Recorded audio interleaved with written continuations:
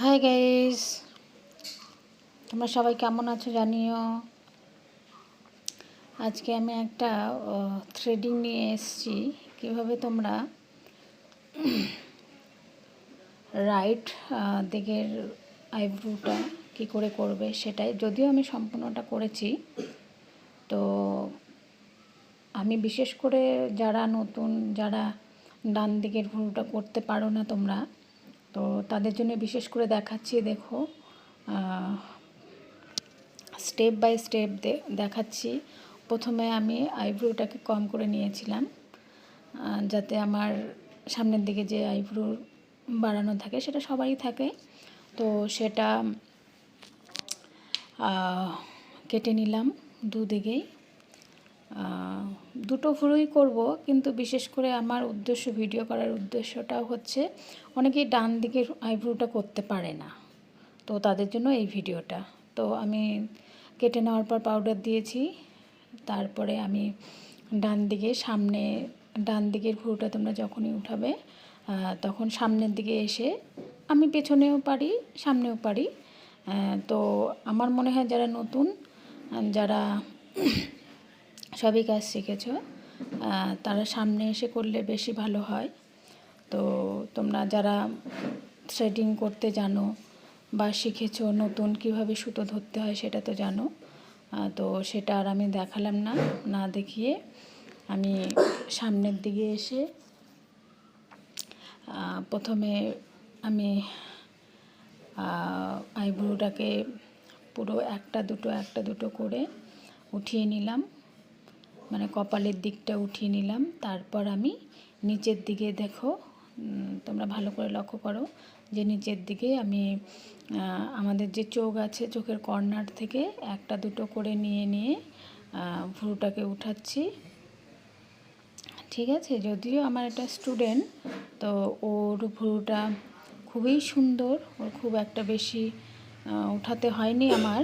তো তারপরেও আমি তোমাদের যারা নতুন তাদের জন্য আমি ডান দিকের আইব্রোটা দেখো আমি কীরকম করে উঠাচ্ছি। একটা দুটো করে প্রথমে উঠিয়ে নিলাম সামনের দিকে উঠিয়ে তারপরে একটু করে একটা দুটো করে আমি পেছনের দিকে যাচ্ছি। মানে পেছনের দিকে বলতে লেন্থ, যে আইব্রোটার লেন্থ আছে সেই দিকে একটা দুটো করে উঠাচ্ছি। তো এইভাবে যদি তোমরা করো তোমার কোনো গন্ডগোল হবে না। অনেক সময় কি হয়, একটা ভ্রু উপরে উঠে যায়, একটা ভ্রু নিচে নেমে যায়। কেন? তোমরা প্রপার শেপ কেন করতে পারো না? তোমরা অ্যাকচুয়ালি সুতোটাকে ঠিকঠাক ধরতে পারো না, যার কারণেই তোমরা উঠাতে পারো না। ঠিক আছে, দেখো আমার অলমোস্ট ডান দিকেরটা হয়ে গেছে। তো যদিও আমি বাঁ দিকের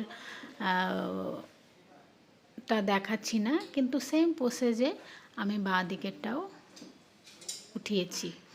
প্রথমে আমি বাঁ দিকেরটা তোমরা যখনই উঠাবে তখনই তোমরা পেছন দিকে দাঁড়িয়ে তারপর ভ্রুর যে গোড়ার দিকটা আছে সেখান থেকে শুরু করে আস্তে একটা দুটো করে তোমরা যে রাউন্ড করবে তাকে রাউন্ড শেপ করে দেবে, আর যে ভি করবে সে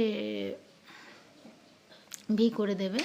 কিন্তু যেহেতু আমার স্টুডেন্টের আইব্রোটা খুবই সুন্দর, ও সবসময় আমার কাছেই করে, এবং ও বলে যে দিদি আমার রাউন্ড শেপ ভালো লাগে না, আমার ভি শেপ ভালো লাগে। তো সেই ভি শেপটাই আমি সবসময় ওকে করিয়ে দেই। তো আমি দেখো ওইভাবেই একই নিয়মে আমি অল্প করে একটু করে একটা দুটো করে সামনের দিকটা আমি উঠিয়েছি। এরপরে আমি আবার সেই গোড়ার দিক থেকে, মানে নিচের দিকে চোখের নিচের অংশটা উঠাচ্ছি। তো একটা দুটো করে এইভাবে আমি উঠিয়ে কমপ্লিট করলাম। দেখো তোমরা যদি এইভাবে উঠাও বেশিক্ষণ সময় লাগবে না। আর এবার যেহেতু মাঝখানটায় ওর অনেক চুল রয়েছে, তো বলছে দিদি আমার মাঝখানটা উঠিয়ে দাও।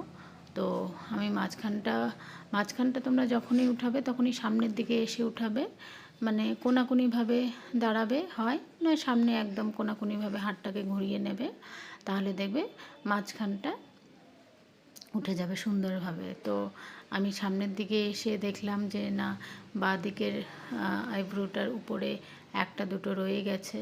তো আমি সামনে এসে আবার সেই আইব্রোটাকে করছি, মানে দুটাকে একই শেপে নেওয়ার চেষ্টা করছি। ঠিক আছে? তো যদি কারো কোনো সমস্যা থাকে, কোনো রকম প্রবলেম থাকে, আমার ইউটিউব চ্যানেলে আমাকে কমেন্ট করো, জানিও, এবং যদি ভিডিওটা ভালো লাগে লাইক, কমেন্ট এবং শেয়ার করো।